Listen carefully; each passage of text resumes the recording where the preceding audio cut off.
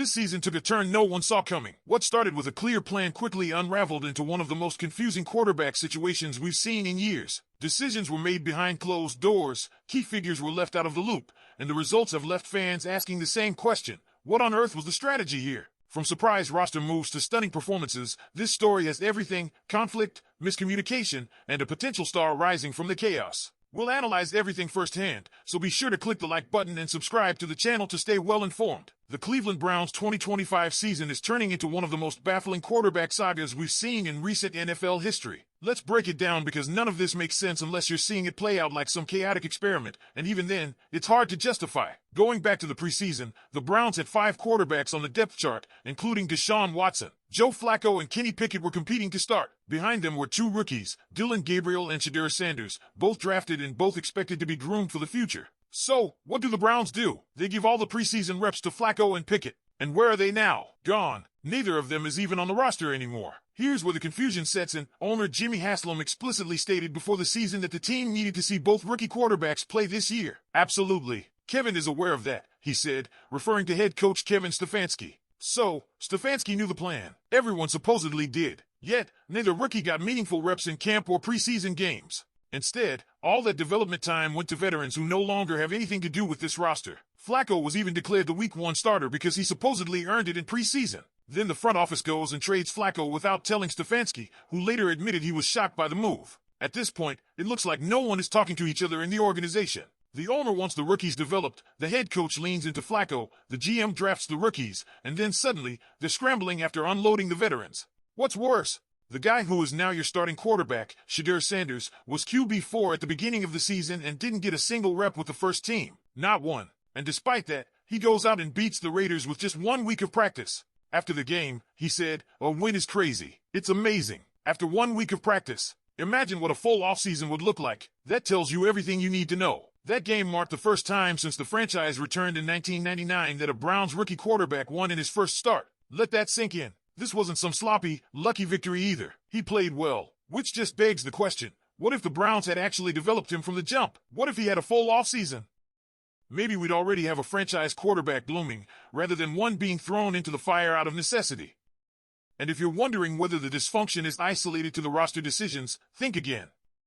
After the Raiders game, Stefanski gave a victory speech in the locker room.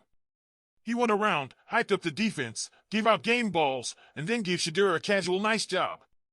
That's all. The guy just made history for your franchise, and that's the acknowledgement he gets? Stefanski didn't even give Gabriel a game ball after his first win either. These aren't just PR missteps. They reflect what might be a deeper issue. Stefanski doesn't seem to know how to develop or relate to young quarterbacks.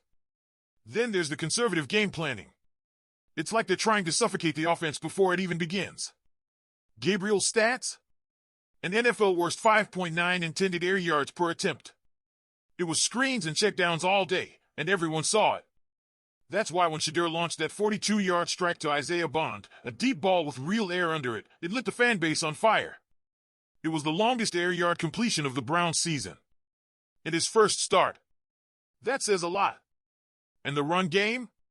Same story. Everyone knows what's coming. Quentin Judkins is facing 8-man boxes on nearly half his carries, more than any back in the league. Teams don't respect the passing game because the Browns have made it predictable. They've neutered it with short passes and basic formations.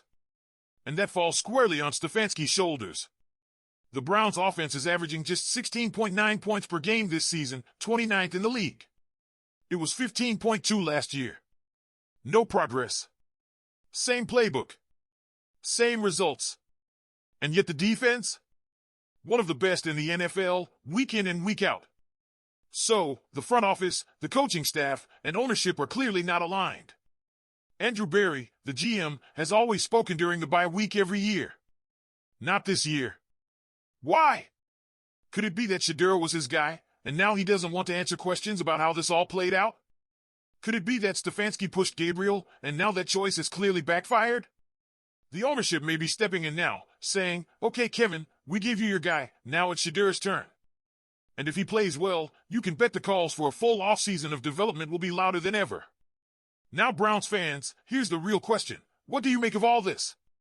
Is this just growing pains, or is it something deeper? Is the dysfunction fixable, or are we looking at yet another season lost to internal mismanagement?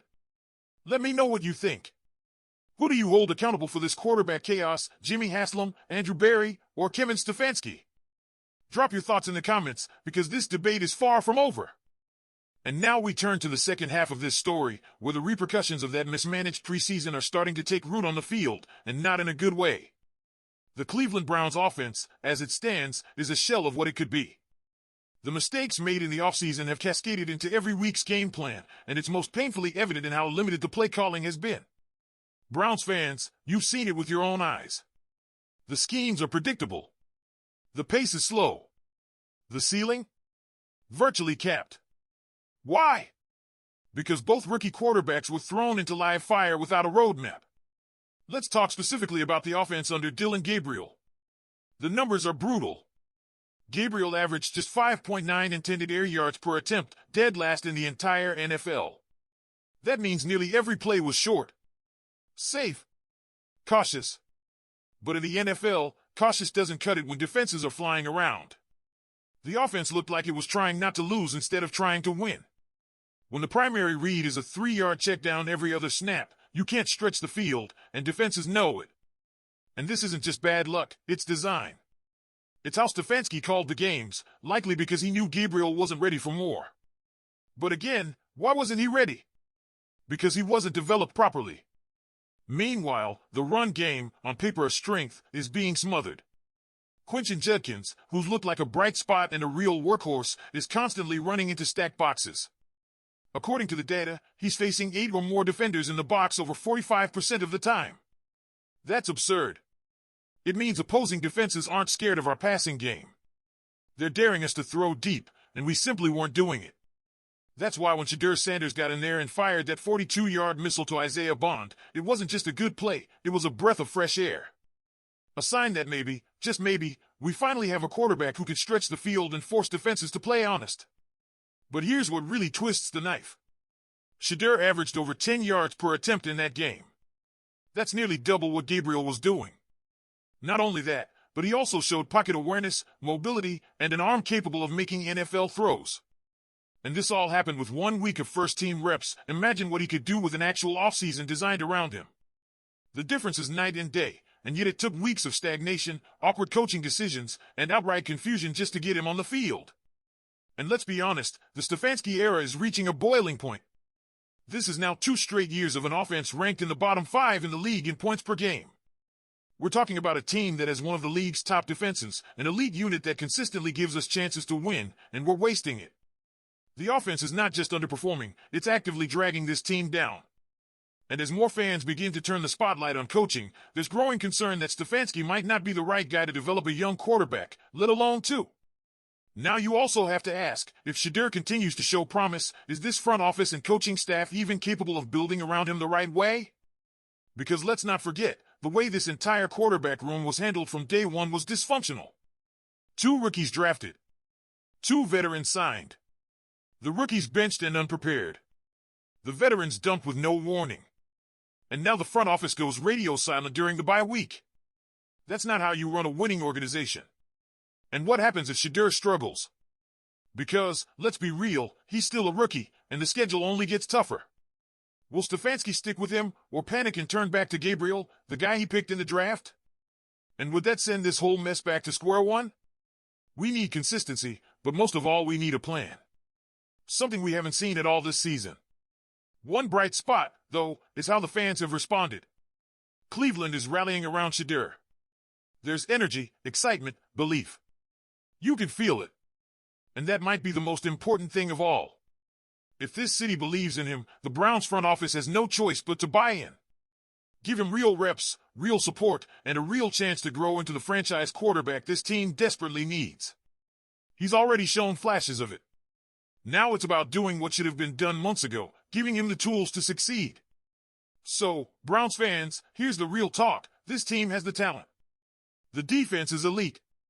The weapons are there. But until this coaching staff and front office get on the same page, we're going to keep spinning our wheels.